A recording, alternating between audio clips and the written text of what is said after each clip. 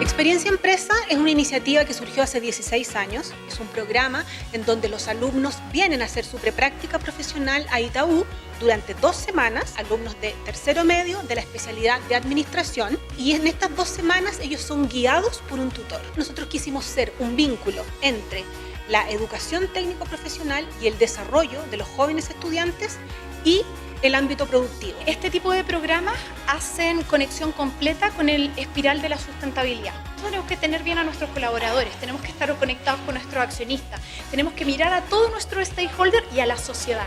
Ellos forman parte de la sociedad.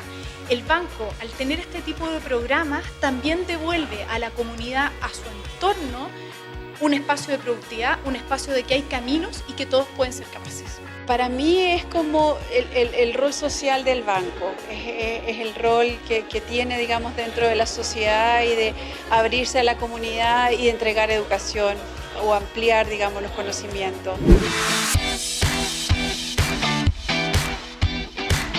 Un aporte tremendo porque ellos van a conocer un nuevo tipo de gente, un ambiente distinto y les va a servir de experiencia para cuando ellos elijan definitivamente lo que quieran hacer en su vida. Creo que es muy importante que como banco también nos conozcan, que ellos también puedan entregarles las herramientas para que también puedan aprender, insertarse en el mundo laboral. Pienso que va a ser una semana buena, que va a estar llena de conocimiento igual, de enriquecimiento para mi mente y conocer a mucha gente. Espero que sea como una experiencia inolvidable y aprender más sobre lo que estoy estudiando.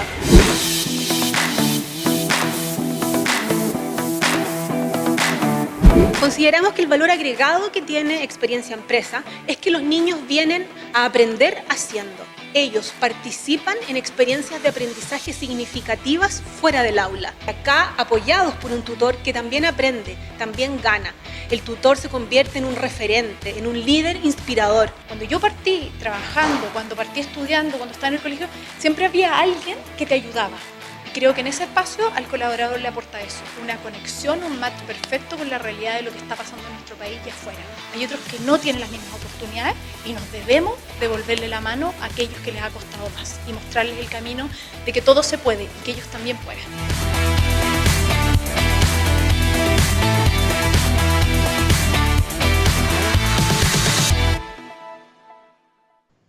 Hola a todas y todos. Lo primero es presentarme, soy Isabel de Gregorio, directora de la Fundación Itaú. Bienvenidos al segundo encuentro de hoy de nuestro ciclo de charlas Experiencia Empresa 2020, Aprendizajes a Distancia. Un espacio de encuentro que hemos podido mantener gracias a la tecnología, pero principalmente gracias al compromiso de nuestros colaboradores que al igual que todos los años se suman a esta iniciativa que busca apoyarlos a ustedes en su proceso educativo, acercándolos al mundo del trabajo. Y este acercamiento se produce hoy en condiciones tan diferentes a las de antes, pero a la vez en un contexto que enfrentarán cuando inicien su búsqueda laboral o continúen con sus estudios superiores, porque esta es la realidad en la que Itaú y empresas de todo el mundo se están desenvolviendo hoy día. El teletrabajo, las reuniones y seminarios, las clases a través de plataformas digitales llegaron para quedarse. Pero junto con esto, la adaptación es clave para seguir adelante en un mundo que ya es y seguirá siendo completamente diferente para todos. Pero eso no nos detiene y para nuestra siguiente presentación, en la que abordarán contenidos asociados a la contabilidad, los voy a dejar con un panel de lujo, liderado por Roxana Zamorano, gerente de contabilidad y reportes normativos de Itaú, quien estará acompañada por su equipo de subgerentes, Eugenio Delgado, Edison Contreras y Claudio Díaz. Quiero destacar la dedicación de Roxana para preparar esta charla de manera que les permita a ustedes reconocer cómo los contenidos que han aprendido en clases se aplican en una empresa. Pero además, ella no trabajó sola en esto porque involucró a su equipo de subgerentes, lo que muestra algo súper importante para la cultura de Itaú, como lo es el trabajo en equipo en el que todos aportamos. Hola Roxana, ¿cómo estás? Gracias, mil gracias por apoyar esta iniciativa. Hola Isabel, muy buenas tardes. Estoy muy contenta de estar esta tarde con ustedes, estar esta tarde con todos los alumnos que nos acompañan. como tú dices, estoy con mi equipo, mi super equipo directo, ¿cierto? Que son los subgerentes del área de contabilidad y esperamos, con muchas ganas y con mucho cariño hemos preparado este material que esperamos sea un aporte para los muchachos y que pueda acercarlos un poco más a este mundo laboral que ya lo tienen bastante cerca y que va a ser bastante distinto, como tú bien explicas en la introducción. Así que muchísimas gracias a la Fundación por la invitación y muchas gracias al banco por este espacio. O sea, si algo no me cabe duda es que lo prepararon con un montón de ganas y harto cariño al material que le van a presentar a los alumnos. Pero antes de despedirme, quiero invitarlos a suscribirse al canal de YouTube también de Itaú Chile, del banco, donde encontrarán valiosa información en nuestro programa Visión de Líderes, información sobre inversiones, empresa, innovación y temas de interés general que me parece pueden ser de mucha utilidad también para la formación académica de ustedes. Roxana, ahora la cámara es toda tuya y de tu equipo ejecutivo. Yo me despido de ustedes y de todos los alumnos y alumnas que nos acompañan y les deseo mucho, mucho éxito. Muchas gracias, Isabel. Bueno, muy buenas tardes a todos, muy buenas tardes a todos los alumnos que nos acompañan. Quisiéramos partir esta sesión haciendo una primera mirada de lo que vamos a revisar como agenda para la sesión de hoy, que también pedirles que al final ojalá podamos conversar un ratito con ustedes y conocer las dudas que puedan surgir, encantados de resolverlas y poder acercarnos, como decía al inicio, un poco más a esta vida laboral. Vamos a recorrer una agenda de 7 puntos, algunos de ellos que nos pidieron en específico de los colegios y otros que nosotros creemos son importantes en este camino. Vamos a partir haciendo una mirada muy global del sistema financiero y sus actores, para continuar con el rol que juegan los bancos, para que ustedes puedan entender de qué estamos hablando, ¿cierto? Mostrarles también cómo funciona un banco, cómo se organiza un banco. Ustedes tenemos aquí alumnos de contabilidad, pero en general entiendo que son muchos alumnos de carreras de administración, por lo tanto creemos que también es un aporte importante conocer un poquito más. Vamos a hacer una pasada por lo que son las normas contables vigentes, ¿cierto? Y ahí Claudio les va a explicar algunas particularidades interesantes de conocer. Vamos a mirar las normas tributarias, vamos a ver cómo se operacionaliza la contabilidad en un banco, que es algo bastante particular, y Edison ahí nos va a dar unos buenos ejemplos, y vamos a continuar después con un foco en los principales procesos de la gerencia y en particular en el sistema de pagos, que también está hoy día bajo mi responsabilidad y de todo este equipo, y es un tema que en particular le interesaba a vuestros profesores que pudiéramos compartir. Dicho eso, vamos a entrar ya en tierra derecha. Quisimos hacer una primera mirada a lo que es el entorno financiero para poder contextualizar con ustedes qué significa o dónde están insertos los bancos. ¿Dónde están insertos? Hablamos de un entorno porque tenemos en la práctica un mercado financiero donde los bancos son actores muy relevantes, actores principales, ¿cierto? Regulando la relación entre ahorradores y prestatarios, pero también tenemos otros componentes muy importantes de este entorno financiero, como son el mercado de capitales, que seguramente ustedes han escuchado. Y en eso tenemos importantes actores como los intermediarios financieros, donde están corredoras de bolsa, agencias de valores, las administradoras generales de fondos. Tenemos emisores de valores como son las propias empresas productivas. Y tenemos, por cierto, demandantes de todas estas ofertas de valor, como los fondos mutuos, los fondos de inversión, los grandes inversionistas, las AFP. Entonces, es un ecosistema bastante amplio que está muy interrelacionado, como les decía, entre lo que es el mercado de valores y lo que es el mercado del sistema financiero. Dicho eso, tenemos grandes también reguladores que supervigilan este funcionamiento, como son la Comisión para el Mercado Financiero, que hoy día es el regulador que cubre tanto a los bancos como las AFP, como los bancos como los inversionistas institucionales o todo el mercado de valores. Tenemos por otro lado el Banco Central, ¿cierto? Como ente principal, regulador y dictador de normas para los bancos, que regula nuestro actuar, ¿cierto? Y tenemos también a la Superintendencia de AFP, que es otro gran regulador que supervigila este funcionamiento. Entonces, básicamente, quiero que se queden con la idea en esta lámina, que los bancos estamos insertos en un mercado complejo, muy interrelacionado uno de otro y muy regulado. Ahora, si pensamos en cuál es el rol de los bancos, ya nos vamos acercando más a nuestra temática, ¿cierto? Tenemos que pensar que, primero, entender que los bancos son sociedades anónimas especiales, y ¿por qué especiales? Tienen la particularidad de que las cosas que los bancos pueden hacer están reguladas por ley. Un banco no puede ejercer cualquier tipo de actividad, a diferencia de lo que sería constituir cualquier tipo de sociedad anónima, que ustedes tienen que haber visto durante sus estudios, que uno puede constituir una sociedad anónima, ¿cierto? Y después definir el giro que va a efectuar o el tipo de negocio que va a efectuar. En el caso de los bancos, eso está sumamente regulado por la Ley General de Bancos. Y en la práctica, lo que diferencia al banco de otra sociedad anónima es que el banco o los bancos son las únicas entidades que pueden captar dinero del público.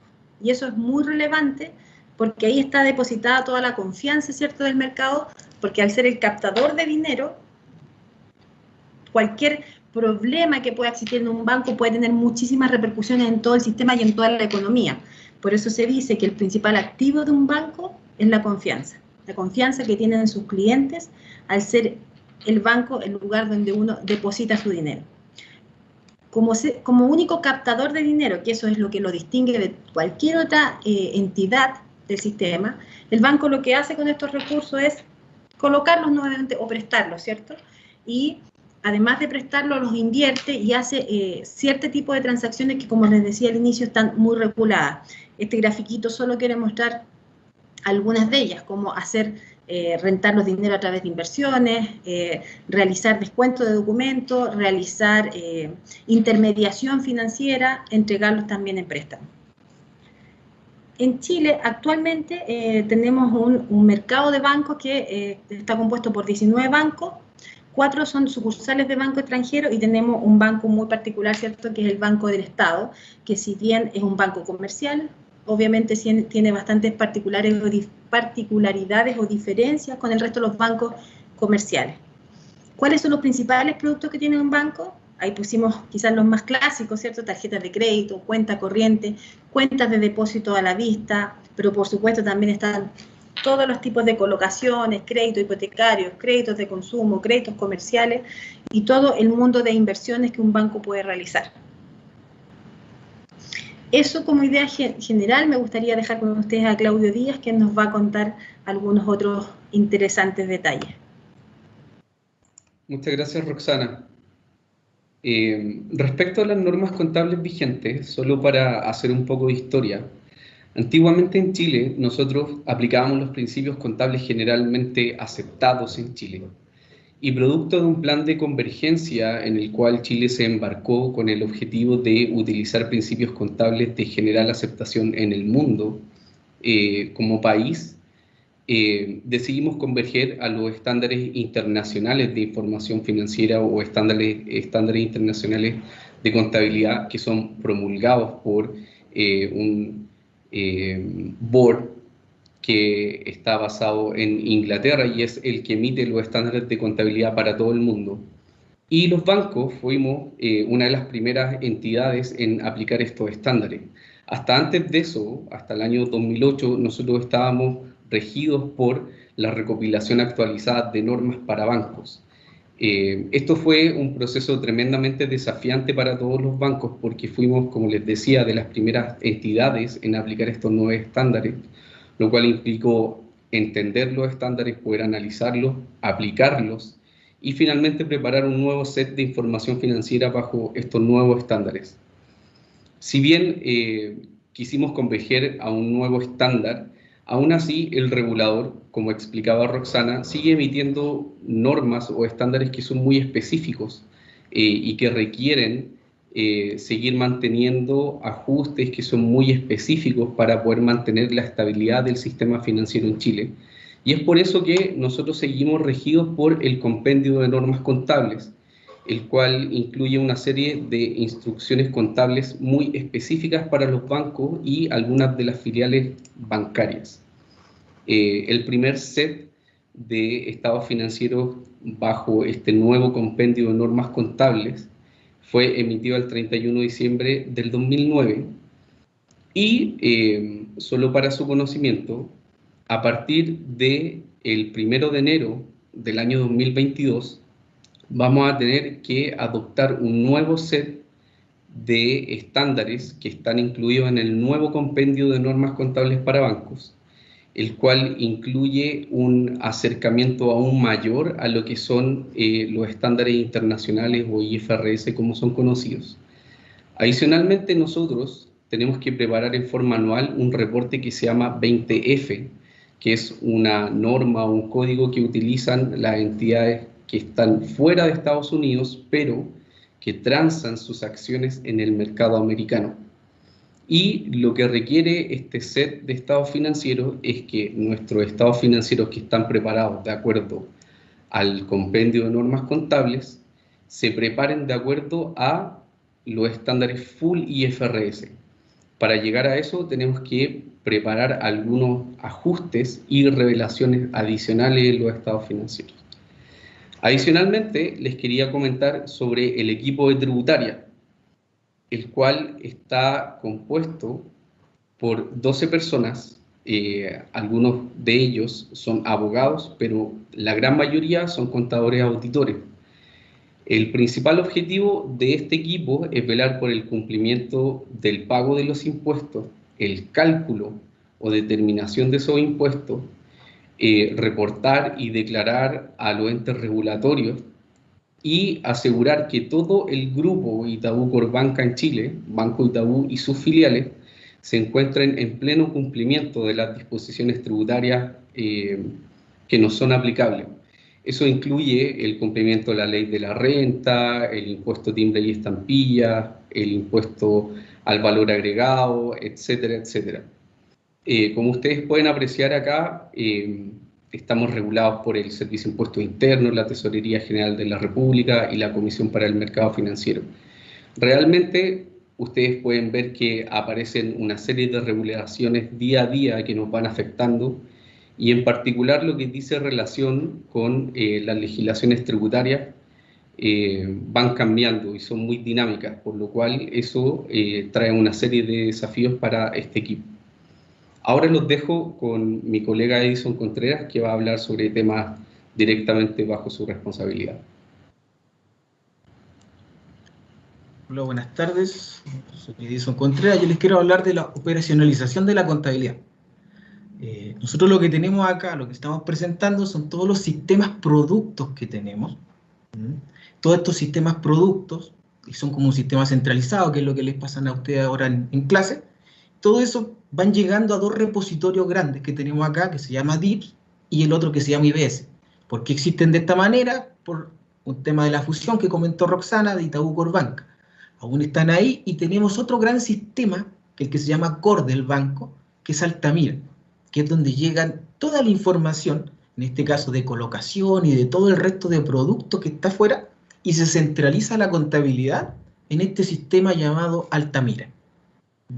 Tenemos aquí un ejemplo de algunas colocaciones, de algunos productos específicos, y que van llegando a este repositorio. Este es el sistema centralizador que tiene el banco acá en Chile, por lo menos. Ahora, también les quiero comentar acerca del plan de cuenta que tenemos nosotros como banco. En nuestro banco tenemos 5.000 cuentas aproximadamente, que son cuentas internas, que le llamamos, que tienen todos los cargos y abonos respectivos. Pero estos se tienen que transformar para presentar a la CMF, que es nuestro regulador principal. Entonces, ¿qué hacemos? Debemos generar información mensual e información trimestral. Nuestra información mensual, la que está a la derecha, son los activos, el pasivo, pero con un nivel de detalle que nos lleva, por ejemplo, a convertir estas 5.000 cuentas en 300 ítems, en 300 líneas de resumen. Cuando llegamos a un trimestral, debemos convertirla en 40. Pero todo esto nace de estas 5.000 cuentas que tenemos nosotros como banco. Hay otros bancos que tienen, no sé, 10.000, 20.000 cuentas. Depende mucho del tamaño y de lo que se quiera hacer con las cuentas contables. ¿Qué información se quiere obtener desde ahí? Estos son algunos números que tenemos. Por ejemplo, un poco de ejemplo para lo que tienen. Ustedes han tenido contabilidad. Se les ha comentado que la contabilidad de los bancos se hace al revés. ¿Qué es lo que nos ocurre?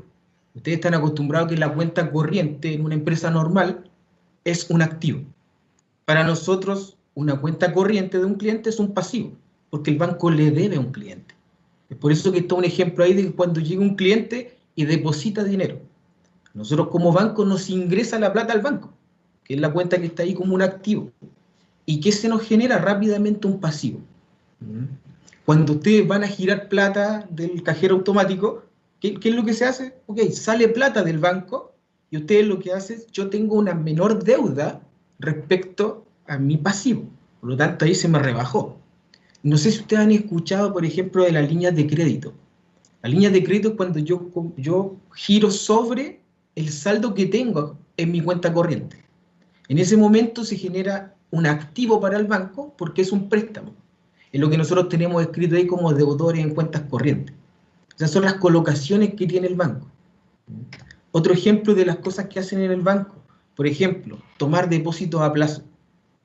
Ustedes también, en las empresas están acostumbrados a que el depósito a plazo para ustedes es una inversión, por lo tanto es un activo.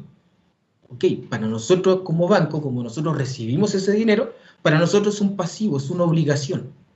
Entonces acá tenemos un ejemplo, por ejemplo, aquí tenemos cerca de los resultados, qué es lo que estamos generando, cómo se transforma para llegar finalmente a reconocer el pasivo que tenemos y dejarlo en la cuenta corriente del cliente. Aquí está toda la trazabilidad que se hace de las cuentas corrientes. Esto es por el lado de las captaciones, por el lado de los pasivos bancarios, que como les digo, para las empresas normalmente son activos bancarios. ¿Qué es lo que se basa el banco? En hacer préstamos. Tal como indicó Roxana, recibimos dinero en base a las captaciones, pero a la vez prestamos dinero. ¿Con qué cosa? Con las colocaciones. Acá en las colocaciones tenemos un ejemplo. O sea, ustedes también, cuando ustedes están en una empresa, solicitan préstamos al banco. Se genera un pasivo. Un préstamo bancario es un pasivo en una empresa normal. En un banco es una colocación. Esa colocación es un activo para el banco, es un derecho. La obligación la tengo con la cuenta corriente, que es el cliente. Entonces, ¿qué pasa? Al mes, en este caso, al mes tenemos el evento del pago de la cuota. Se generan intereses, o sea, por esta colocación que tiene el banco gana dinero. En este caso, ahí está el ejemplo, 1.200.000, sale ahí el ejemplo. Y después, ¿qué ocurre? Se cobra, se tiene que pagar esto. Por lo tanto, sobre la cuenta corriente, la persona va y cancela. Y se disminuye la cuenta por cobrar, que es en este caso el préstamo por cobrar. Estos son simples asientos contables que estamos aquí haciendo de ejemplo solamente, para que ustedes entiendan cómo tenemos operacionalizada la contabilidad. Esto lo hacen en sucursales, lo hace gente de operaciones, ocupan, la verdad, tenemos muchas cuentas, como les decía, 5.000 cuentas. Y esto es lo que se hace para operacionalizar la contabilidad. A continuación los dejo con Eugenio, que va a presentar lo que es el área de Assurance y después lo que es pago. Muchas gracias, Edison. Buenas tardes a todos, chicos. Mira, comentarle un poco qué hacemos en nuestra área de Assurance contable. ¿Qué nos preocupamos acá? El área de Assurance contable es la que procura que los estados financieros reflejen fielmente toda la información que tienen que tener.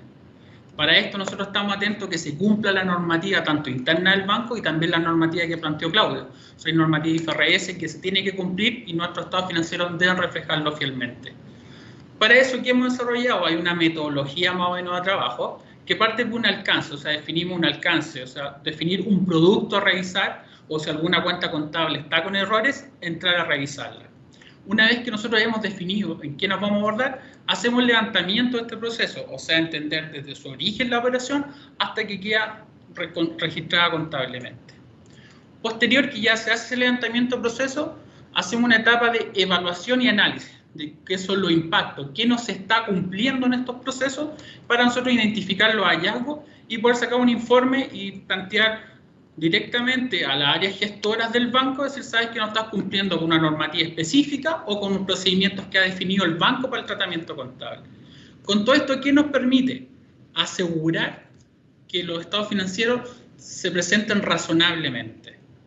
O sea, venimos a hacer como una pequeña auditoría interna dentro de la contabilidad, donde estamos todo el tiempo monitoreando nuestros controles, diseñando nuevos controles, para asegurar todo lo que les he señalado. Eso hace una área de assurance contable dentro de la gerencia de contabilidad. Otra área que también nosotros vemos acá también es el área de pagos, un área crítica para el banco, Porque esta permite la continuidad operacional de los procesos del banco. ¿Por qué la continuidad operacional? Porque si no efectuamos un pago a nuestros proveedores, hay muchos temas tecnológicos, como lo que estamos usando ahora esta plataforma Teams, que no podríamos estar operando. Por eso es crítico para el banco que nosotros podamos operar. ¿En qué nos enfocamos? En centralizar todos los pagos de las distintas unidades del banco. ¿Se acuerdan que al inicio Roxana les planteó que son 10 gerencias? Nosotros centralizamos todos los pagos a proveedores de estas 10 gerencias. Vamos cumpliendo y gestionando todo este proceso. Hay un equipo alrededor de 12 o 14 personas que estamos constantemente trabajando y que hay todos los días desafíos nuevos. Cuando se entró el tema de la pandemia, nuestro banco definió proveedores pymes pagar los 7 días. Se están haciendo todos los esfuerzos para cumplir con los pagos normativos. Adicionalmente, el gobierno sacó una nueva ley, la ley 21131, orientada al pago a proveedores en 30 días. Mucho tiempo atrás, recordarles que siempre los proveedores criticaban que las empresas no pagaban en plazo y eran 180 días, o sea, 6 meses para que pagaran un servicio que ya habían brindado. Con esto la ley vino a proteger y dijo, en 30 días tú tienes que entrar a pagar y cumplir. Si no pagas, el proveedor tiene derecho a ganar intereses y multas por el tiempo de retraso. Nosotros activamente en el banco estamos gestionando esto todos los días para pagar a proveedores tanto pymes y proveedores de grandes empresas que nos prestan servicios. Todo este servicio de pagos lo ejecutamos a través de una plataforma que es Cubis. ¿Qué nos permite Cubis? Hacer un levantamiento, o sea, hay un área de compra que hace una solicitud de compra. Después esto sigue avanzando en un proceso donde todo esto se va a una orden de compra. En esta orden de compra se sale a buscar un proveedor que nos preste el servicio. Una vez que el proveedor me brindó el servicio, hago una recepción de este servicio para que después me haga llegar el documento tributario, como todos lo conocemos como la factura, puede ser también una nota de crédito, una boleta honorario, lo que me hacen llegar. Mi equipo de parte de pago captura todo esto desde el servicio de puestos internos, recuerden que ahora todos los documentos gran parte son electrónicas, para después conllevarlo y hacer el pago de estos servicios. Esto está constantemente en el área de pago, o sea, actualmente mensual pagamos alrededor de 4.000 servicios en distintos proveedores. Esa es la cantidad más o menos de documentos que estamos todos los días procesando. Hay distintos días y fechas de pago definidas dentro del banco y eso es lo que vamos avanzando. O sea, un equipo que está todos los días bastante expuesto, por lo cual también estamos todo el tiempo desarrollando nuevos controles para que se vayan mitigando un poco estos riesgos que pueden haber de fraude o cualquier situación que se nos puedan presentar. Bueno, chicos, esperamos que con esta breve descripción que hemos hecho de cómo opera la gerencia de contabilidad de Banco Itaú, donde tenemos un área de contabilidad planteada por Edison, Claudio, que se vela todo lo que es los impactos normativos, y liderado por Roxana Zamorano, esto es más o menos la estructura que tenemos en la gerencia de contabilidad del banco. Esperamos que esta breve descripción haya sido importante por ustedes y podamos aportar en su desarrollo. Muchas gracias a todos. Muchas gracias, Eugenio, Edison, Claudio y Roxana. Ha sido una presentación súper completa. Y les cuento que tenemos el chat que estalla. Realmente los chicos están muy participativos el día de hoy. Se nota que tienen harto conocimiento del tema de contabilidad porque nos han hecho preguntas bastante complejas para mi gusto. Les voy a hacer la primera pregunta y para eso invito a Roxana para que vuelvas acá a la transmisión conmigo y yo voy a ir haciendo las preguntas para que tú vayas viendo si las contestas tú o alguno de los chicos. Perfecto, Paloma, muchas gracias. Gracias por el tiempo y adelante, conversemos aquí un poquito para tratar de dar alguna respuesta y si algo queda pendiente o no lo sabemos, nos quedamos con el compromiso de enviarle la respuesta después. Perfecto. Mira, Roxana, la primera pregunta que tenemos, que de hecho la hace Stephanie González y también Paola Oyarzún, que es profesora del Colegio Mariano Latorre de La Pintana, apuntan a lo mismo. Nos dicen cuáles son los sistemas financieros utilizados en Itaú y cómo se realiza el proceso de pagos y se trabaja con la cuenta de proveedores. Perfecto. Mira, básicamente, como decía recién Eugenio, nosotros usamos una plataforma que se llama Cubis, ¿ya? Que pueden, en la industria hay distintos proveedores porque eso depende del sistema que tú hayas contratado. Nosotros usamos esta. Y esta plataforma que se instala transversalmente y todos los colaboradores tienen acceso, es la que hace el proceso que describía Eugenio en etapas recién, desde la solicitud de compra, orden de compra, facturación, etcétera. Se hace todo a través de este sistema porque va llevando la trazabilidad o el seguimiento de las aprobaciones, ¿ok? Para finalmente, el equipo de Eugenio está pagando todos los días. Todos los días tiene ciclo de pago donde pagan nóminas gigantescas por muchos millones de pesos, digamos, a los distintos proveedores que nos prestan servicio. Súper. Acá, Roxana, tengo una pregunta del profesor Roberto Viascovi, un poco más específica. Dice, ¿el APB en una AFP también se denomina una captación?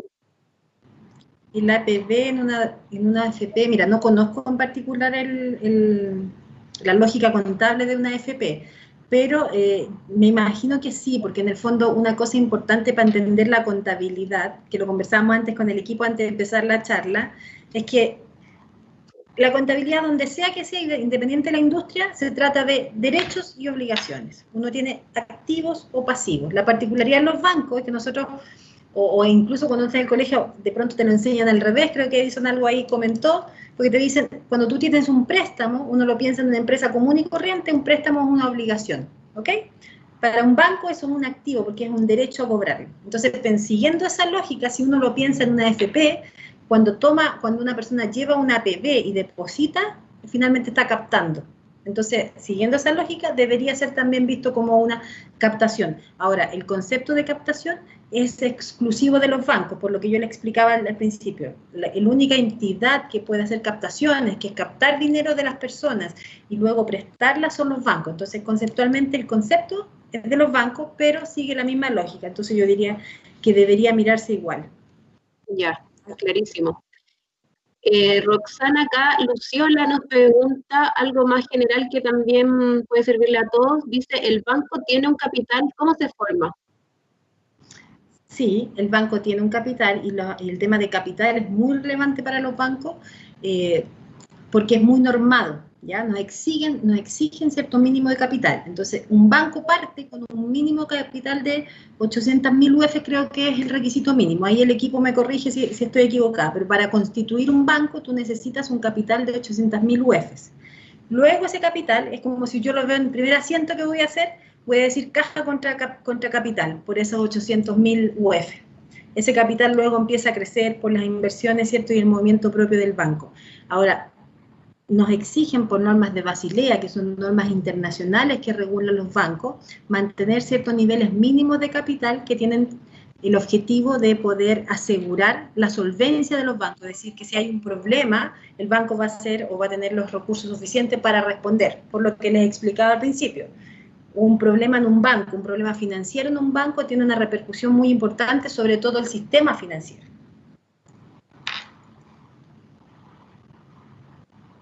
Súper. Acá tengo una pregunta de Damaris y nos dice, ¿qué diferencia hay entre los bancos Itaú de Sudamérica y el de Nueva York? La principal diferencia es que Nueva York es una sucursal, ¿ya? Es como, si uno lo quisiera llevar a la lógica local, es como decir, tengo una sucursal en Las Condes, ya, una oficina en Las Condes, pero tengo una oficina en Nueva York. Entonces, es una entidad que no es legalmente una entidad separada, no tiene un patrimonio separado, sino que es una extensión de Itaú por Banca Chile.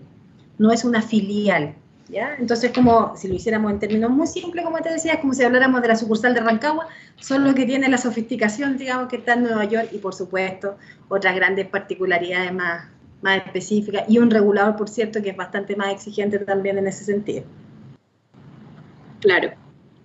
Y mira, Damaris nos hace otra pregunta más que está aquí súper activa. Pregunta, ¿qué hace el banco si un inversionista quiere sacar su dinero? El banco tiene la obligación de devolver esos fondos, incluso hubieron cambios normativos hace unos años atrás respecto a los depósitos a plazo, donde antes exigían, la ley te permitía cierto periodo de tiempo, hoy día la ley norma que en 3 días, con máxima anticipación de 3 días, si un cliente tiene un depósito a plazo, tiene que comunicar al banco que quiere la restitución de sus fondos y nadie puede impedir que eso se materialice. Perfecto. Aquí Magdalena Alvarado pregunta qué importancia tienen los soportes de contabilidad para el banco y nos hace otra pregunta de inmediato, ¿cuáles son los periodos de presentación de los estados financieros del banco? Perfecto. Mira, ahí en soporte yo creo que Edison les puede dar ahí un mayor detalle y ahí en los plazos después Claudio también les puede contar un poco más de eso. Super, vamos con Edison primero. Edison primero. Claro, mira, en lo que son los sistemas que tenemos, la verdad que tenemos muchos sistemas nosotros. Tenemos una cantidad enorme, deben ser unos 15, 20 sistemas que nos soportan colocaciones por tipo, factoring, leasing, todo tipo de negocio, más lo que es inversiones financieras, derivados, todo tiene un sistema aparte, todo funciona por partes, porque cada uno es especialista. La contabilidad finalmente recoge toda esa información. Nos junta toda la información nosotros para poder llegar a los reportes financieros, a los reportes normativos. Pero ahí manejamos muchos sistemas, cada uno, como te digo, con sus particularidades. Súper. Y la pregunta de cuáles son los periodos de presentación de los estados financieros del banco. Ahí es una pregunta un poco tricky porque tenemos que enviar a la CMF un reporte que es un estado financiero un poco más cortito. Yo no le llamaría estado financiero, sino que es el resultado mensual, donde tenemos que enviar el resultado individual del banco y el consolidado el 7º día hábil del mes siguiente, donde ahí reportamos el resultado mensual. Y luego tenemos que enviar estado financiero, que es como el típico librito donde está el estado financiero y el detalle en las notas con toda la información en el estado financiero, y eso se envían trimestralmente durante el mes siguiente al estado financiero. Por ejemplo, si estamos hablando del estado financiero de junio, los tenemos que mandar el último día hábil de julio. Si estamos hablando de los estados financieros anuales, ahí tenemos 2 meses, o sea, va a ser el último día hábil del mes de febrero. Como nosotros también tenemos que mandar información a la SEC, que está en Estados Unidos, ahí tenemos que preparar el 20F, y ahí tenemos hasta el último día hábil del mes de abril. Ahí ese es un informe gigantesco de casi 500 páginas y lo tenemos que preparar en inglés. Esos son los plazos que tenemos. Perfecto, gracias Claudio.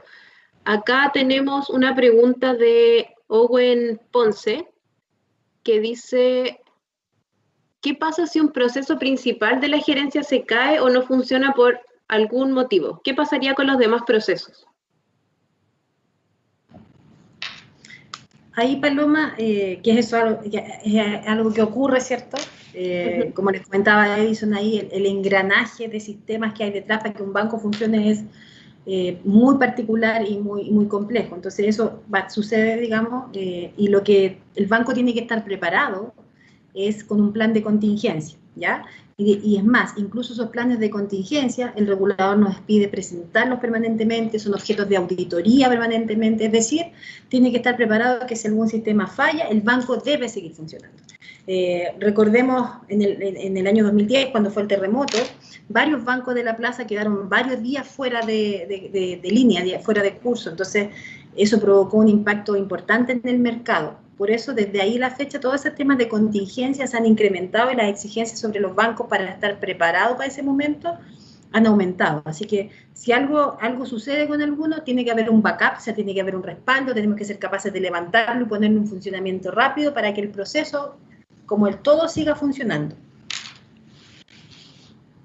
Perfecto, gracias Roxana. Acá tenemos una pregunta de Constanza Urra, dice, ¿qué pasa si por error un banco incumple una normativa? ¿Cuál es la repercusión?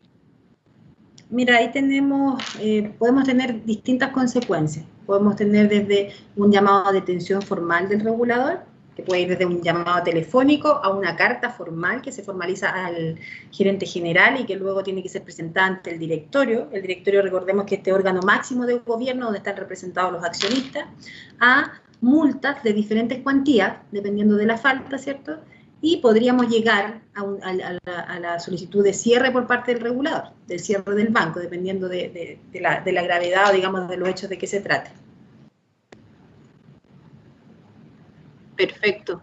Aquí Esteban pregunta, el cambio del set de estándares en el 2020 y entre el actual, ¿cuál es la diferencia? Don Claudio, ¿quiere contestar usted ahí su materia? Vamos con Claudio. Mira, principalmente tiene que ver con tratar de acercarnos un poco más a un full IFRS. En general, en el sistema financiero se tiene que cuidar mucho la estabilidad de los bancos. Para hacer un poco de historia, sin querer ser historiador, los bancos en Chile quebraron, el sistema financiero quebró en los años 80. Y una de las principales preocupaciones del regulador o en general de quienes están a cargo del sistema financiero en Chile, entiéndase el Banco Central, en este caso la CMF o de la Autoridad Financiera en Chile, es cuidar o velar de que eso no vuelva a ocurrir. Entonces, una de las formas de cuidar eso es a través de la sanidad del sistema financiero. Cuando, por ejemplo, comenzó la pandemia, una de las principales cosas que se tenía que cuidar tenía que ver con la liquidez del sistema financiero. Y, por ejemplo, el Banco Central, una de las cosas que hizo fue cuidar esta liquidez tratando de entregar recursos o financiamiento a los bancos, de que tuvieran el dinero suficiente para que cuando la gente fuera a buscar el dinero que necesitaba de sus cuentas corrientes o de sus ahorros, tuviera el dinero y que el dinero estuviera disponible. Entonces tenía que entregar liquidez a los bancos. Y otras cosas es que los bancos también sean estables en términos, por ejemplo, de las provisiones. Y tratando de no ser aburrido, las normas hoy en día, por ejemplo, resguardan o instruyen a los bancos cómo tienen que calcular las provisiones. Y eso está basado en estándares o en regulaciones específicas que están en el compendio de normas y que se basan mucho en un estándar IFRS antiguo que hoy no está vigente. Los nuevos cambios contables apuntan a acercarnos a los estándares nuevos que tienen que ver con IFRS 9, por ejemplo, que tienen que ver con cálculos de provisiones con pérdida esperada o con pérdida futura. Y también requieren mucha más información respecto de revelaciones, de cómo los bancos gestionan sus riesgos, por ejemplo. El cambio tenía que partir el 1 de enero del 2021, pero producto de la pandemia, el regulador también decidió posponerlo un año más, porque el desafío es tremendamente grande e implica que tenemos que cambiar nuestros sistemas de información, tenemos que analizar las cuentas contables y ver cómo vamos a generar información suficiente para poder representarla en forma adecuada en los estados financieros y la información que necesitamos ordenar y presentar en forma adecuada en los estados financieros. Es un desafío tremendamente grande para toda la banca y en particular para nosotros como banco. Muchas gracias, Claudio. Acá tenemos una pregunta que hace Dayana Ruiz y que también la hace Paola Oyarzún, profesora de La Pintana. Dice así, ¿cuáles son las... No, disculpa, quiere hablar sobre las NIF y las NIC. La pregunta es si las NIF cubren a las NIC.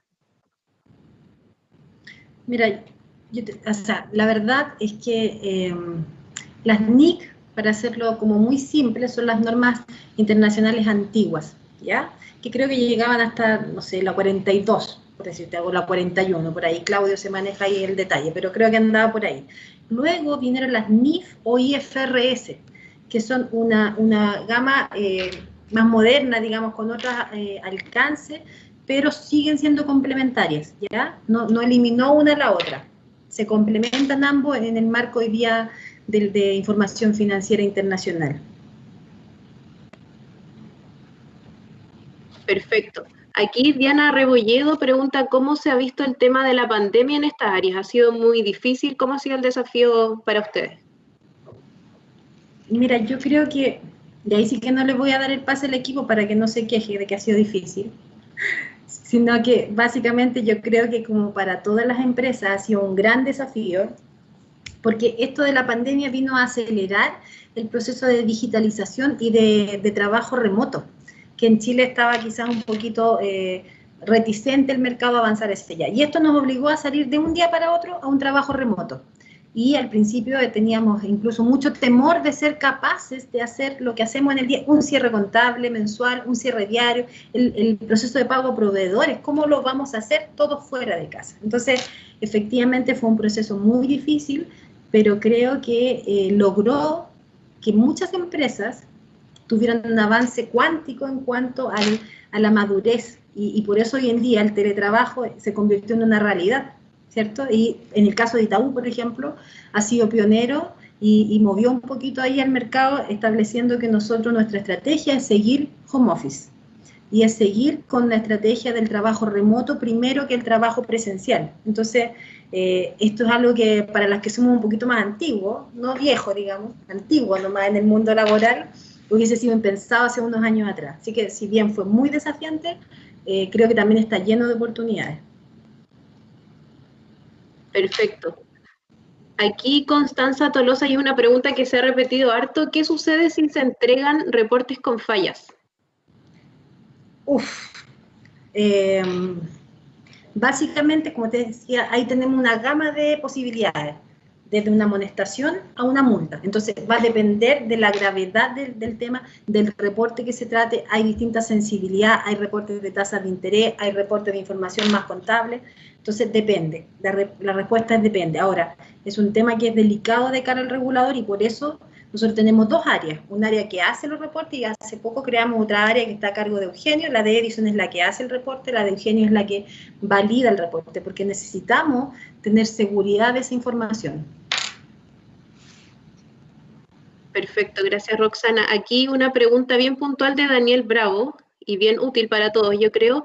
Dice, ¿qué son las UF y cómo se calculan? Mira, la UF es una medida de valor, ¿cierto? Que es una convención, básicamente. ¿Ya? Es una convención que existe en el mercado chileno, y que de hecho es una particularidad, porque en muchos otros mercados no existe. Nosotros nos cuesta explicarle a los gringos qué son la UF, ¿cierto? Y a muchos otros mercados. Pero esta es una convención que lo que busca es capturar la inflación, que es básicamente el aumento de precios que ha experimentado la economía. Entonces, a través del aumento de precios, recordemos que se calcula el IPC, y el IPC es el que finalmente gatilla el valor de la UF. Entonces, hoy día, para hacer un proxy solamente, una UF vale cerca de 28.500 pesos. Y esto se va incorporando, ¿cierto? Va creciendo dependiendo de la inflación, es decir, de cuánto han subido los precios en la economía en general. Hay casos también en que hay una disminución de valor. Ahora, para los bancos es una medida muy relevante, porque la banca chilena en general tiene muchos activos entregados a los clientes, o sea, préstamos entregados en UF. Y principalmente ahí estamos hablando de los créditos hipotecarios. La mayoría de nosotros, o de los papás en realidad, de los chicos acá, deben tener obligaciones hipotecarias que están determinadas por ese valor. Perfecto. Y aquí, Roxana, ya las últimas preguntas. Tengo preguntas de Daniel Bravo y Héctor Robledo, que apuntan a saber un poco de los proveedores. Preguntan qué pasa si tienen algún problema con el pago a un proveedor, y por otra parte, cómo realizan el pago proveedores, en efectivo u otro medio. Don Eugenio ahí, él es el dueño de ese mundo, así que a ver qué nos dice Eugenio. Mira, respondiendo a la pregunta de cómo efectuamos los pagos a proveedores en el banco, los efectuamos principalmente a través de transferencias bancarias, y también pago en las cajas en las sucursales del Banco Itaú a través de Vales Vista. Estos son previos convenios que se hacen con los distintos proveedores, y esta es la forma de pagos definida por el banco. Respecto a la otra consulta, ¿qué pasa si tenemos problema con algún proveedor? Hay un área gestora, o sea, la persona que necesitó el servicio, él se tiene que contactar con el proveedor, ver, uno, qué problema hay con este servicio. Si es un tema de pago, nos hacen llegar el requerimiento a nosotros, por qué no estamos pagando, nosotros identificamos qué sucede en el sistema, por qué no se ha pagado, regularizamos, o potencialmente, si está mal prestado el servicio, se pide una nota de crédito para anular dicho servicio prestado por el proveedor. Esas son las formas que lo hacemos acá en Itaú. Perfecto, muchas gracias Eugenio. Y ya nos vamos despidiendo. La verdad es que siguen apareciendo las preguntas. pero ya estamos en el tiempo. Vamos a tratar de, como dijo Roxana al inicio también, de poder responderle las que están pendientes, se las mandamos luego para la próxima charla. Y nada, agradecer mucho a Roxana, a todo su equipo, a Claudio, Edison y Eugenio por el tiempo que se hicieron en su agenda, la dedicación para trabajar en equipo, súper importante para nosotros también. Y súper importante tener para Experiencia Empresa esta charla tan técnica, importante para los módulos de aprendizaje de todos los colegios que nos acompañan, y realmente se nota que es muy útil para los alumnos porque han hecho muchas preguntas y están muy contentos y agradecidos por lo clara que ha sido la charla. Así que de verdad nuevamente agradecerles a Roxana y a todo su equipo. Gracias, Paloma. Gracias a ustedes. Muy buenas tardes. Ojalá haya sido muy provechosa. Como les decíamos, solo un dato aquí. Nosotros los 4 somos exalumnos de colegio comercial, así que hay un especial cariño por este tipo de educación y por el esfuerzo también que muchos profesores ponen en ella. Así que felices de participar y bueno, responderemos todo lo que ustedes nos hagan llegar. Muchas gracias, Roxana, por la disposición. Les dejamos un abrazo y recordarle a los alumnos que nos vemos mañana nuevamente a las 11 de la mañana para que se conecten por nuestro canal de YouTube. Que tengan muy buena tarde. Chao.